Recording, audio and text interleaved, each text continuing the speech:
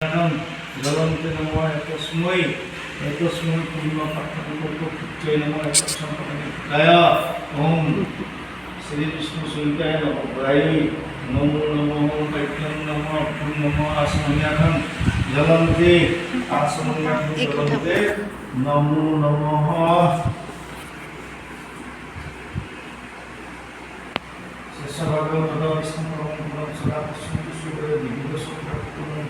বাসুদেবাই তথা বিষ্ণু পরম প্রধান সদা পশ্যন্তি সূৰ্য দেৱী ভগৱতে এনেধৰণে গণনা কৰা হয়। জন্ম পত্ৰিকা থাকিব ৰবিকে আদি কৰি গ্ৰহবিলাকৰ পৰা আশীৰ্বাদ লাভ কৰি দীৰ্ঘায়ু হয় বুলি কোৱা কৈছে। শুভমস্তু শকাব্দা 1947 ভাৰত স্বাধীন হৈছিল, হয় না? নহয়, 1947 স্বাধীন হৈছিল। শকাব্দা খ্ৰীষ্টাব্দতহে হৈছিল, এইটো শকাব্দা 1947 এতিয়াহে চলিছিল দেই। কালিবাহন বিক্ৰমাদিত্য ৰজাই শক নামৰ এটা দুৰ্দান্ত জাতিক যি বছৰ বস কৰিছিল সেই বছৰৰ পৰা শকাব্দা গণনা কৰা হয়। এইটো ভাৰতীয় আৰু আমাৰ অসমীয়া হৈছে ভাস্কৰাব্দ 1432, এইটো বেংগলী চনো হয়। কুমাৰ ভাস্কৰ বৰ্মাই যেতিয়া সিংহাসনত উঠিছিল তেতিয়াৰ পৰা ভাস্কৰাব্দ গণনা কৰা হ'ল। সেই ভাস্কৰাব্দ অনুযায়ী 19 আহিব সোমবাৰ আৰু খ্ৰীষ্টাব্দ হৈছে 2025 6 অক্টোবৰ বিবাহ ঘণ্টা 3:26 সঠিক শুভ বালিকা ভূমিষ্ঠ লোক প্ৰকাশিত ব্যক্তৰ নামা কল্যাণীয়া দুবৰী তালুকাৰ ভূবিখ্যাত শতায়ু ভৱতো। তিথি আছিল সেইদিনা পূৰ্ণিমা। নক্ষত্ৰ হৈছে উত্তৰ ভাদ্ৰপদ। উত্তৰ ভাদ্ৰপদৰ দ্বিতীয় চৰণ 2 নম্বৰ ভাগত জন্মিছিল। জন্মযুগটোৰ নাম হৈছে ধ্ৰুৱ। দৈনিক এটা এটা যুগ চলি আছে, দৈনিক 27টা যুগ আছে। 30 দিনত 27টা যুগ চলে, 30 দিনত 27টা নক্ষত্ৰ চলে, এনেকুৱা। গতিকে তাৰে ভিতৰত যিটো সেইদিনাখন আছিল যুগটোৰ নাম ধ্ৰুৱ। ভাল কৰণ হ'ল বৃষ্টি, এটা সময়ৰ ভাগ, দিনটোত দুভাগ কৰি দিয়া যায়, এটা সময়ৰ ভাগ, সেই সময়টোৰ নাম হৈছে বৃষ্টি। চন্দ্ৰটো হৈছে লোহিত চন্দ্ৰ। সদায় চন্দ্ৰটোতো ওলাই আছে, কেতিয়াবা দেখিছোঁ কেতিয়াবা নাই, এটা নহয়, কিন্তু আকৌ 4 ভাগ কৰা যায়। এই জন্মতে হৈছে লোহিত চন্দ্ৰ। লোহিত চন্দ্ৰ মানে কি হ'ব? 4 ভাগৰ প্ৰথমটো হৈছে ধাৱল চন্দ্ৰ।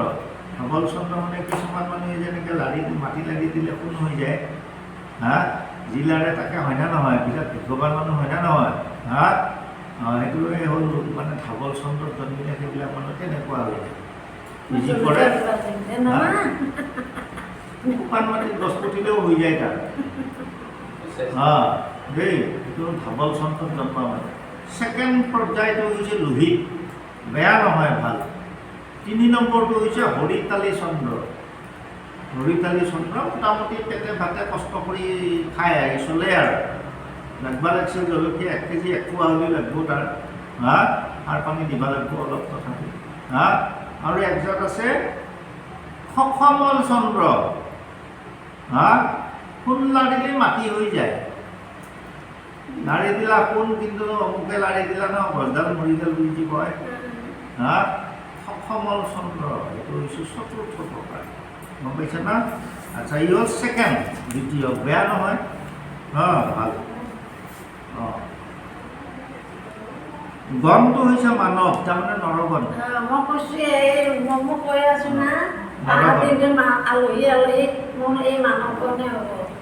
আৰু বৰ্গ হৈছে অহি। অহি বৰ্গ। অহি মানে কওঁচোন কি? অহি নকুল বুলি যে কয়, ইহঁত দুটাকে অহি নকুল বুলি যে কয়, সাপ আৰু নেউল। এই অহি মানে সাপ দেই। সৰ্প বুলি লিখিব বেয়া লাগে নহয়, বেলেগ আছে, এইটো সাপ লিখিছে কিবা বুলি ক'ব না, অহি লিখি থৈ দিছে। সৰ্প বৰ্গ ভাল, যাক মিলিয়ে ধৰিব ফটকে এৰি নাথাকিব দেই। অস্থিটো হৈছে গো অস্থি, গৰুৰ অস্থি পাইছে। জাতনাৰীৰ সুস্তনত দক্ষিণ দুগ্ধত জন্ম হৈছে। জাতনাৰী কোনোবা মূৰত হয়, কোনোবা মুখত হয়, মুখত থকাকেইটা টেপৌ টেপৌ হয় একেবাৰে। ই তাতে জন্ম পাইছে দেই। কিহত জন্ম পালে? হা কিহত পালে? মুখত? দক্ষিণ দুগ্ধ নহয় কথাটোৱে কৈছোঁ, কোনোবা মূৰত হয়, কোনোবা মুখত হয়, এনেকৈ হয় না নহয়? এই সুস্তনত জন্ম হৈছে জাতৰ নাৰীৰ। জাতক পুৰুষ আৰু জাতৰ নাৰী দুটা আছে। ল'ৰা জন্ম হ'লে জাতক পুৰুষ গণনা কৰা হ'ব, ছোৱালী জন্ম হ'লে জাতৰ নাৰী গণনা কৰা হ'ব। এতিয়া গম পাইছোনে কথাটো? কাল্পনিক মূৰ্তি সেই দুটা, তাৰে ক'ত জন্মিছে, কোনটো স্থানত? হা কিছুমানেতো একে গুজ্জত জন্মে, সেনেকুৱাও আছে। কিছুমান হৃদয়ত জন্মে, কিছুমান চৰণত জন্মে, হয়নে নকয়? তেনেকুৱা এই দক্ষিণ দুগ্ধত, দুগ্ধত জন্ম হৈছে দেই। এতিয়া তাই হৈছে লগ্ন হৈছে কুম্ভ লগ্ন, লগ্ন ৰাশি হৈছে মীন, লগ্ন হৈছে কুম্ভ। কুম্ভ লগ্নত তাই ৰাহু আছে। কুম্ভ লগ্নত ৰাহু থাকিলে কেতিয়াবা ঘাঁ হ'ব পাৰে, সাৱধান। এই নখটো লগাওঁতে কাটা নখহে লগালে, এতিয়া লগাই আছে নে নাই এনেকৈ? যদি নখটো যদি দীঘল থাকে এনেকৈ যদি লাগে ঘাঁ হ'ব, মূৰত ঘাঁ হোৱাৰ চান্স থাকে, কেতিয়াবা মুখত হয় আৰু পেটৰ অসুখ হয়, এইকেইটা হৈ থাকে দেই। লগ্নত ৰাহু আছে। দ্বিতীয় স্থানত আছে মীন ৰাশিত শনি আৰু চন্দ্ৰ। ৰাশিটো হৈছে মীন দেই। তৃতীয় চতুৰ্থ পঞ্চমত দেখোন আপুনি একেবাৰে লক্ষ্মী গৃহ আৰু প্ৰতিভা গৃহ তাত বৃহস্পতি লৈ আনিছে। এতিয়া কিবা বুজি পাইছেনে কি কৈ আছোঁ? মানুহৰ যিটো প্ৰতিভা, পঢ়াত যে চোকা হয়, আগ্ৰহী হয়,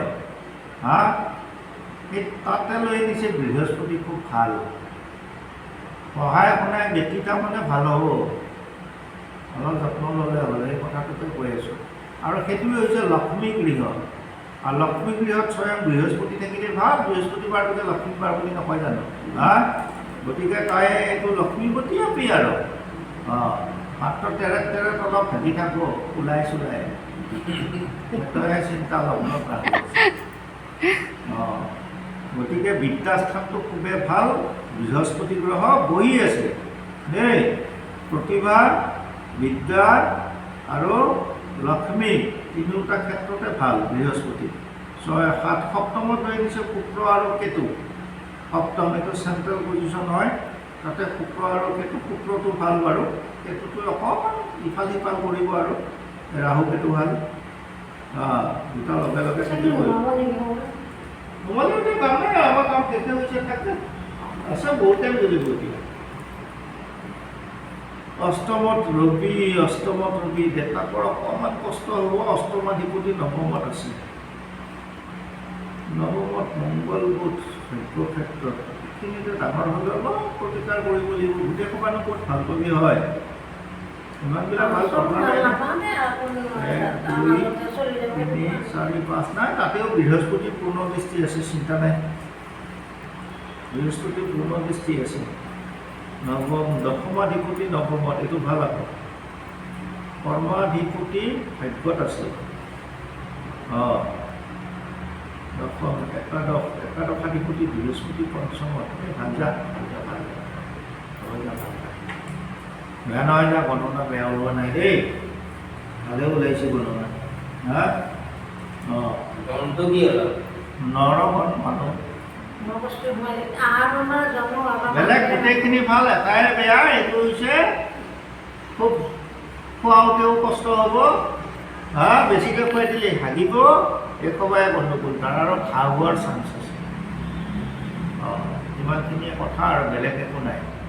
এইখিনি অলপ চাই থাকিবি হ'ব, ডাঙৰ হ'লে এইবিলাক প্ৰতিকাৰ হ'ব। এতিয়া মই অস্থিটো ক'লো দেখোন, গৰু অস্থি বুলি।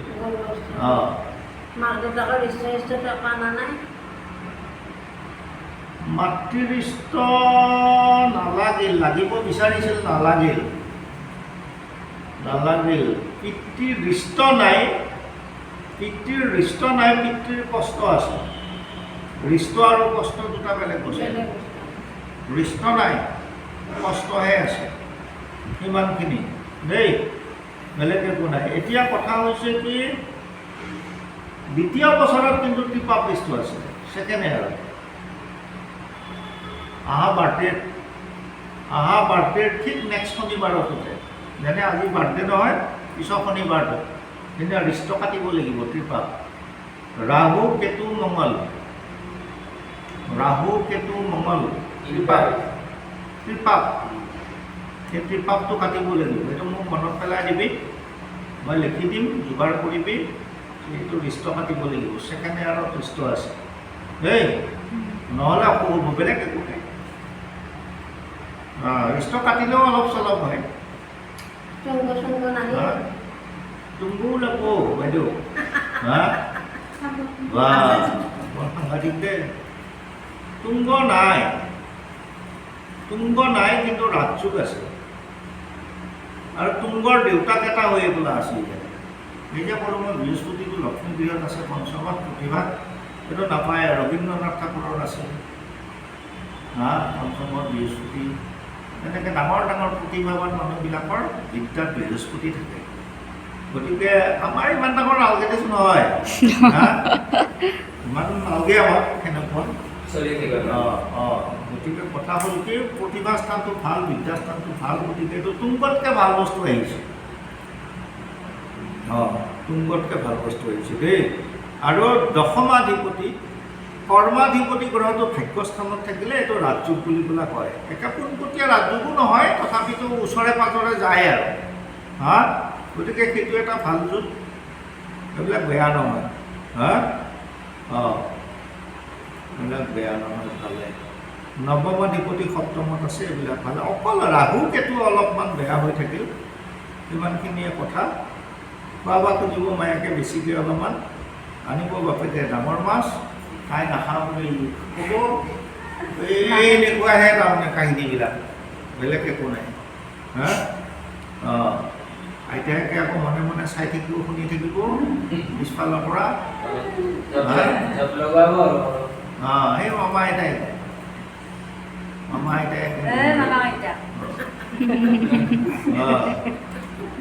সেই তেনেকুৱা হ'ব বেলেগ একো নাই পুষ্টি ভাল যা দেই মই সেন্দুৰ যদি পালোঁ হয় ভাল আছিল হা আছে